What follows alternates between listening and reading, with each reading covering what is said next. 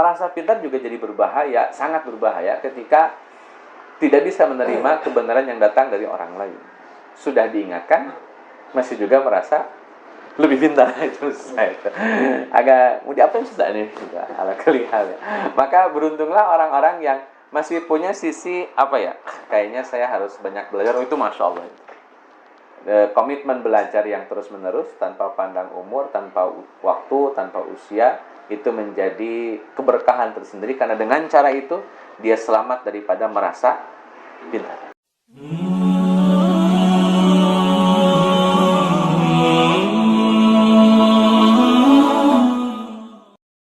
Saya sandingkan dengan satu surat yang ini sering dibaca di malam Jumat atau hari Jumat.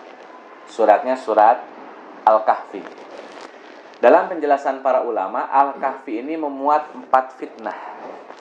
Jadi kalau orang itu baca Al-Kahfi, di antara fadilahnya kan lam yusallid alaihimud dajjal, tidak akan dikuasai oleh dajjal. Nah, itu ada hubungannya tuh. Fitnah dajjal, fitnah dunia, kemudian surat Al-Kahfi, dan mudah-mudahan ini bisa jadi solusi. Hadirin khatimah rahimakumullah, 4 fitnah yang ada dalam Al-Kahfi itu berkaitan dengan kisah yang ada dalam Al-Kahfi. Kisah apa saja dalam Al-Kahfi? Ashabul Kahfi pasti.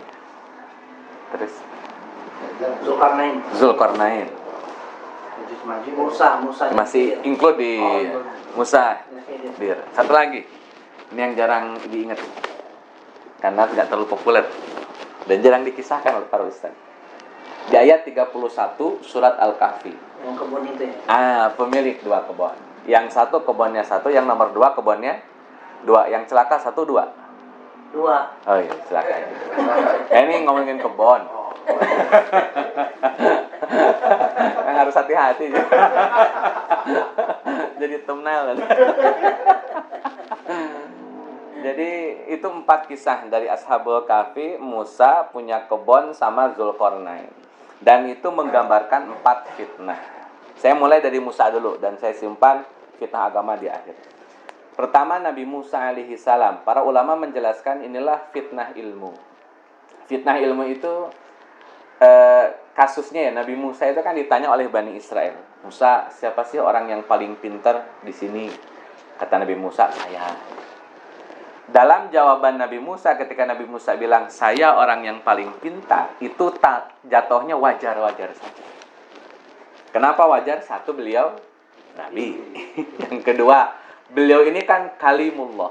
Itu gelar Nabi Musa, suka ngobrol sama Allah. Kalau orang suka ngobrol sama sumber ilmu, itu informasinya valid. Itu ring 1 atau A1 itu. Informasi yang tidak mungkin bisa salah. Karena ketemunya dengan sumber ilmu. Beda kalau kita ketemu orang, bisa jadi ada kelirunya, salah persepsi atau salah apa. Kalau Nabi Musa langsung ke sumber ilmu. Jadi wajar kalau Nabi Musa merasa dirinya lebih pintar. Persoalannya, dalam kacamata Allah, merasa lebih pintar, siapapun yang punya rasa seperti itu, Allah bilang salah. Hatta seorang Nabi Musa. Kenapa salah? Karena merasa pintar itu tetap akan dihukumi salah. Yang betul itu harus pintar, bukan merasa pintar. Kalau jadi pintar harus. Tapi kalau merasa pintar, bahaya. Karena kalau merasa pintar, berarti dia belum sampai pada level pintar. Karena baru merasa. Asa ganteng gitu. Itu beda dengan ganteng gitu. Saya tahu ada asa itu banget. Asa ganteng. Padahal itu. Itu asa. Tapi kalau sudah ganteng ya ganteng gitu. Mau ditaruh di mana ya ganteng gitu. Kalau beda dengan merasa ganteng. Kalau orang Sunda bilangnya gumasep ya. Gumasep sih itu atau gumelis. Artinya merasa cantik atau merasa ganteng. Jangan merasa harusnya beneran ganteng atau beneran cantik, beneran berilmu, bukan merasa punya ilmu. Maka Nabi Musa dipertemukan dengan Nabi yang secara kapasitas keilmuan Nabi Musa itu di luar kemampuan Nabi Musa. Sama sekali di luar kemampuan Nabi Musa.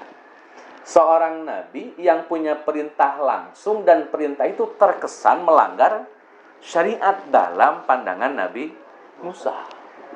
Tapi dalam konteks Nabi Khidir dengan Allah Azza wa Jalla tidak ada pelanggaran syariat di situ. Nabi Khidir ketemu dengan Nabi Musa, singkat cerita lah, nanti kan teman-teman bisa lebih detail ya baca dalam surat Al-Kahfi. Ketika Nabi Khidir ketemu dengan Nabi Musa pengen belajar kepada Nabi Khidir, ikutlah Nabi Musa. Nabi Khidir membunuh anak laki-laki. Lagi lucu-lucunya dibunuh. Panik Nabi Musa. Wah, ini Nabi model apa ini? Kok bisa-bisanya bunuh anak lagi lucu-lucunya? Dan itu dalam kacamata hukum, baik Taurat, Injil maupun Quran, pasti akan dilarang. Nggak boleh bunuh anak. Apalagi lagi lucu-lucunya gitu. Tapi bagi Khidir, ini perintah Allah yang tidak melalui mekanisme birokrasi kayak Quran, Injil, dan Taurat. Ini khusus saya yang punya. Ini urusan saya dengan Allah Azza wa Jalla. Kalau Allah suruh, saya kerjakan. Kalau Allah nggak suruh, saya nggak mungkin kerjakan. Walaupun mungkin perintah itu dalam kacamata seorang Musa, aneh ini. Nggak logis ini. Takaran hukumnya nggak ada nih. Dari mana bisa bunuh anak lagi? Nggak ada takaran hukumnya. Nabi Musa dan Khidir dibantu nyebrang oleh sebuah perahu. Pemiliknya orang yang soleh, orang yang alim, dan dia membantu Nabi Musa dan Nabi Khidir untuk menyeberang. Sesampainya di ujung, perahunya dilubangin, dirusak. Kan logikanya ini. Kalau kita dikasih bantuan, maka wajar kalau kita punya hutang budi. Sehingga kita jadinya balas budi, itu wajar. Nabi Musa begitu tuh pikirnya. Ini kok Khidir sudah dibantu, nggak tahu diri. Malah ngerusakin yang ngebantu gitu. Ini kan nggak diterima oleh Nabi Musa. Karena secara moral, ini tidak lagi bicara hukum, ini secara moral yang dilakukan oleh seorang Nabi itu tidak bermoral. Kalau bahasa sekarang, tidak punya aduh, keduluan ya. Jadi itu dalam kacamata Musa. Makanya Nabi Musa bingung, nih orang kenapa sih gitu. Tapi saya suruh belajar sama orang begini. Sampai yang terakhir kan ada dinding mau roboh, bukannya dirobohin aja, malah dikasih topang ya untuk ngalangin supaya tidak roboh, tidak jatuh. Nah, singkat cerita, Nabi Musa alaihissalam akhirnya sadar bahwa di atas langit masih ada langit. Sayangnya, hadirin ikhwati rahimakumullah, merasa punya ilmu itu hari ini sekarang menjadi fenomena yang real. Sampai ada ustadz di Bandung yang Al-Qari'ah diartikan pembaca. Itu diksinya Masya Allah itu. Kalian tahu tidak, kita sebenarnya dibodohi gitu ya. Al-Qari'ah itu artinya kiamat, padahal Al-Qari'ah itu artinya pembaca. Qari, pembaca. Qari'ah, pembaca. Al-Qari'ah, pembaca. Padahal kalau bicara qari itu pakai hamzah. Kalau Al-Qari'ah itu pakai ain, artinya benturan atau ketukan. Udah jauh dipanggang dari api nih. Tapi ya jamaahnya banyak. Adalah itu ya. Jadi udah ngomongnya kemana-mana, merasa dirinya punya ilmu, dan itu seolah-olah ilmu yang sangat wah gitu. Padahal sudah salah kaprah menerjemahkan. Itu sama Arab Ibtidaiyah aja udah pasti salah itu. Kata Ibtidaiyah salah lah Pak, Al-Qari'ah sama Al-Qari'ah itu beda. Tapi ya karena beliau mungkin bukan orang yang pakar bahasa Arab, mungkin kesannya asa pinter gitu, asa memang ilmu anyar gitu. Padahal menunjukkan kebodohan yang baru gitu, bukan ilmu yang baru. Nah, hadirin khatimah rahimahullah, terlepas ya motivasi beliau apa, tapi yang jelas itu jadinya seperti pembodohan terhadap publik, di mana dia merasa dirinya yang lebih punya keilmuan, dan para ulama yang sudah menjelaskan tafsir, menjelaskan literatur Quran dianggap tidak punya ilmu, dan itu jadi masalah. Atau juga ada yang bicara sejarah tapi kurang tepat, yang sudah meninggal dunia. Beliau sampaikan katanya bahwa Khadijah binti Khuwailid itu seorang Nasrani. Itu juga informasi ngaco juga itu. Dari mana kok bisa menyimpulkan Khadijah itu seorang Nasrani? Kan alasannya sederhana, karena paman beliau yang bernama Warokoh itu Nasrani. Sejak kapan agama ponakan ditentukan oleh paman itu? Sejak kapan? Terus kalau saya punya paman Buddha, terus saya akan dihukumi sebagai orang yang beragama Buddha gara-gara paman saya Buddha? Kan nggak gitu logikanya. Jadi nggak bisa menghukumi agama ponakan dengan agama pamannya. Nabi Muhammad itu diasuh oleh Abu Thalib. Abu Thalib itu bukan seorang muslim. Tapi sejak kecil Nabi Muhammad tidak pernah diajak untuk macam-macam oleh Abu Thalib.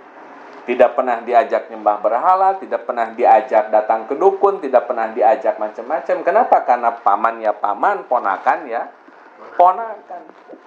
Itu punya dua dunia yang berbeda. Jadi kalau beliau bilang Khadijah itu seorang Nasrani gara-gara punya paman bernama Warokoh yang seorang Nasrani, itu nyambunginya agak jauh, terlalu jauh. Dan data itu tidak ada. Satupun ulama sejarah tidak ada yang bilang kalau Khadijah itu seorang Nasrani. Beliau seorang Hanifiyah, pengikut agama Nabi Ibrahim alaihi salam yang masih lurus, bukan seorang Nasrani. Nah, dua orang ini saya rasa jatuhnya jadi merasa punya ilmu itu, padahal ya semuanya juga masih berproses belajar. Atau juga ini dialog ana dengan seorang teman. Jadi beliau cerita tentang bahwa kita harus mengikuti berdasarkan dalil. Kalau nggak ada dalilnya kita tidak akan lakukan.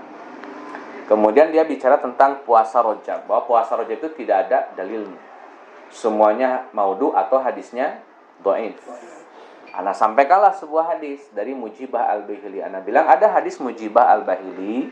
Hadis ini disampaikan oleh Nabi kepada Mujibah, riwayatkan oleh Abu Dawud rahimahullahu taala. Isinya sebelah.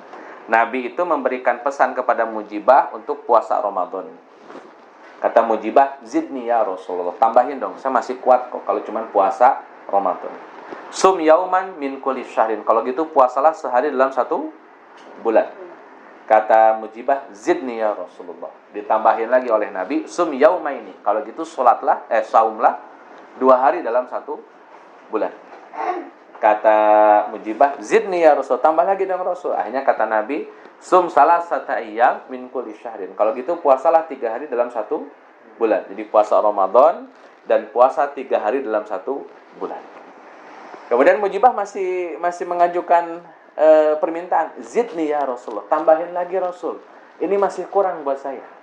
Akhirnya kata Nabi sallallahu alaihi wasallam, "Kalau gitu puasalah di bulan-bulan haram." Perjelaslah kita. Puasa di bulan-bulan haram itu berarti nyuruh puasa di bulan apa saja bulan haram? Rajab, Zulqa'dah, Zulhijjah, Muharram. Berarti Rajab masuk bulan yang oleh Nabi dijadikan sebagai destinasi bulan untuk memperbanyak puasa. Betul ada hadis maudhu'nya, tapi jangan sampai gara-gara hadis maudhu kemudian yang sahih ditolak juga. Ini ilustrasi saja. Satu keranjang kita punya buah mangga 10. Yang 3 busuk, yang 7 bagus. Buang semuanya jangan. Kenapa nggak boleh buang semuanya? Karena ada 7 buah mangga yang masih bagus. Jadi yang maudhu buang maudhunya, yang dhaif buang dhaifnya, yang sahih tetap dipakai. Saya bilang puasa Rajab ada dalilnya sahih. Cuman memang tidak disebutkan puasa Rajab oleh Nabi, tapi puasalah di bulan-bulan haram. Persoalannya bulan haram diantaranya Rajab. Berarti sama saja Nabi nyuruh puasa di bulan Rajab. Ya, dia pikir, emang ada? Ya ada. Ini beberapa diskusi lah. Sampai terakhir itu Anda diskusi sama beliau. Beliau bilang, kita ini hidup harus mengikuti kehidupan para sahabat. Jangan berlebihan kepada Nabi. Kata beliau begitu. Ketika ada orang bersolawat dan solawatnya berlebihan. Saya jawab, kata siapa cinta sahabat tidak berlebihan kepada Nabi? Dalam pandangan kita bisa jadi sangat lebay cintanya sahabat sama Nabi. Contoh, Nabi kalau buang ludah Nabi itu tidak pernah jatuh ke tanah.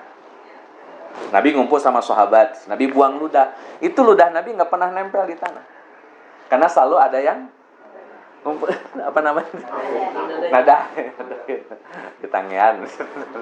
Kemudian digosok oleh sahabat oleh 2 belah tangannya, diusap ke seluruh tubuh. Itu air liur Nabi, ludah Nabi. Lebay tidak? Kalau konteks kita ya lebay tidak? Itu lebay. Bahkan ada sahabat yang kalau Nabi habis wudu Nabi kan pakai bejana wudu. Kan ada sisa air. Itu dalam hadis disebutkan kadu yaqtatiluna.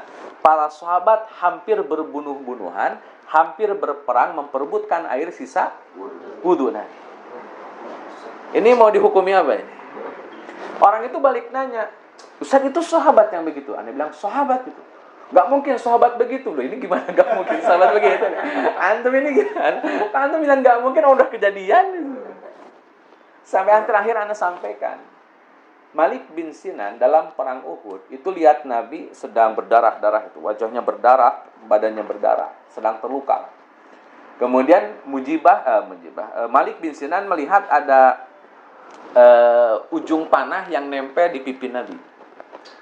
Jadi ujung panahnya aja, mata panahnya itu nempel, besinya itu nempel ke pipi Nabi. Jadi jangan bayangkan pipi Nabi mulus semuanya, ada luka-lukanya juga itu, bekas perang gitu. Ketika ada besi nempel di pipi Nabi, itu beliau minta izin kepada Abu Bakar. Jadi Malik Sinan bilang kepada Abu Bakar, "Ya Abu Bakar, izinkan aku yang mencabut besi dari pipi Nabi sallallahu alaihi wasallam." Maka Abu Bakar, "Silahkan." Ini adab ya, karena yang paling berhak untuk mendekat dengan Nabi dan mengambil sesuatu dari tubuh Nabi ya Abu Bakar, sebagai sahabat yang paling dekat. Malik bin Sinan minta izin. Nah, ini etika Malik bin Sinan. Akhirnya oleh Malik bin Sinan digigit besi Nabi ini yang ada di pipi Nabi, ditarik, gigi beliau patah satu. Gigit lagi, tarik lagi. Itu saking kuatnya nancep di tulang pipi Nabi. Dicabut, patah lagi giginya Malik bin Sinan. Sampai akhirnya dicabut, keluarlah besinya, maka darah keluar. Oleh Malik bin Sinan dikecup darah itu, dihisap, ditelan. Jadi Malik bin Sinan nelen darah Nabi. Padahal dalam konteks hukum, darah itu haram. Hurimat alaikumul maitatu waddam. Jadi Malik bin Sinan minum darah Nabi. Terus kata Nabi, "Ludahkan wahai Malik." Kata Malik bin Sinan, "Tidak wahai Rasul, saya nggak akan ludahkan." Ditelan, langsung pamit kembali ke perang Uhud. Kemudian Nabi ngomentarin, siapa yang ingin melihat laki-laki penghuni surga, lihatlah Malik bin Sinan. Malah dikasih status penghuni surga, padahal minum darah. Nah, ini kan kalau dibaca dalam konteks fikih gimana? Makanya Imam As-Suyuti beliau bikin kitab tentang semua yang berkaitan dengan badan Nabi dalam kitabnya Asy-Syifa. Kata Imam As-Suyuti, daging Nabi, darah Nabi, rambut Nabi memiliki maziyah tersendiri, memiliki keberkahan tersendiri. Jadi tidak bisa disamakan dengan hukum darah pada umumnya.